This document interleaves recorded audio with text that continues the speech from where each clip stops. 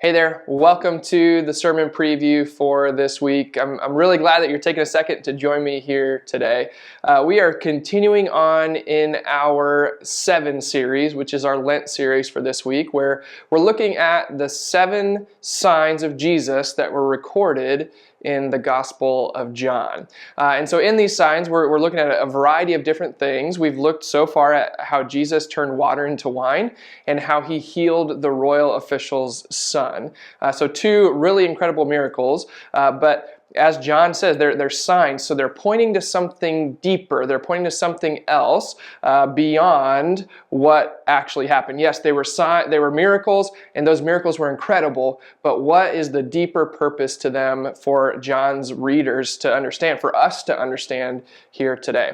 And so this week we're continuing on, and we're going to be looking at John chapter 5, verses 1 through 17, and this is the story of Jesus and his encounter with a paralyzed man, and ultimately this man is healed. And so in this story, Jesus goes to a place called Bethesda. It's the pools of Bethesda.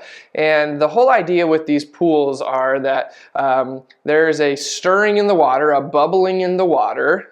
It's thought that maybe an angel came down and would stir the water, or it was a natural spring and the waters would bubble. And the thought was the first person to step foot in water, to get in the water, would be healed. Right? Now, we don't know did any healings actually happen here. We don't know if there's people that were healed, or if it was a placebo effect, or if they had a rush of adrenaline, or God heals in very mysterious ways. So we don't know.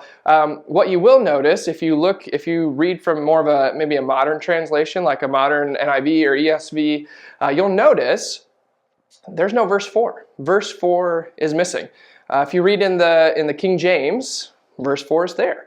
And so before you freak out that a verse out of your Bible has been taken away, somebody stole it, we'll talk about this on Sunday. And the reasoning for this, or the explanation, may be different than what you think. And so make sure and come on Sunday and we'll talk about this a little bit further. But basically what that verse 4 says is that an angel came down and stirred the waters, and the first person to get in was healed.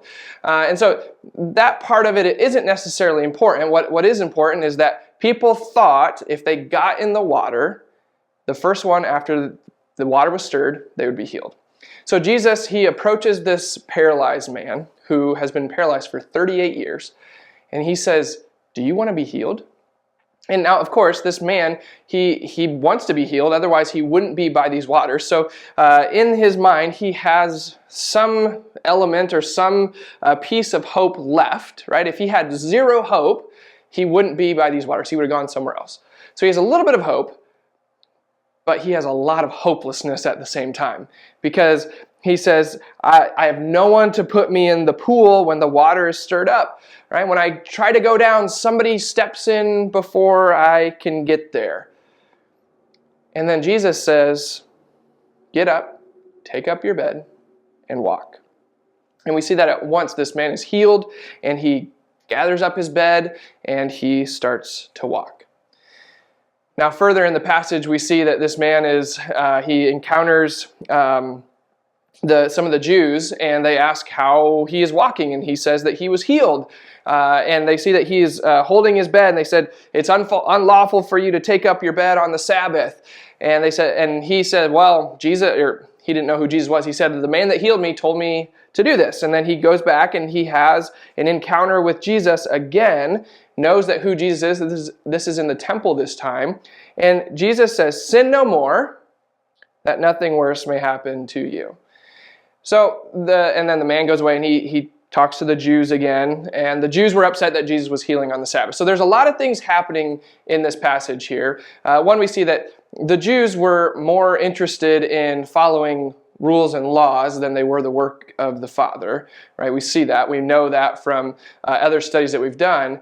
But we also see that Jesus does the impossible, not only in physical healing, but he also does some spiritual healing, right? So Jesus, he is the ultimate healer, not just physically, but he is also spiritually healing hearts, right? He wants to spiritually heal. So he provides physical and spiritual healing for this man. And so I don't want to go too much deeper into this. I don't want to give everything away, but as you are looking at this passage, as you're reading it this week, I encourage you to dig into it, read it a couple times, read it in a couple different translations, and think about what are ways that Jesus has healed you physically or spiritually, right? Anybody that has a relationship with Jesus should be able to say, I have been healed spiritually, right? Because before we have a relationship with Jesus, before we have an encounter with Jesus, we are dead in our sin. And so each of us that have a relationship with Jesus have been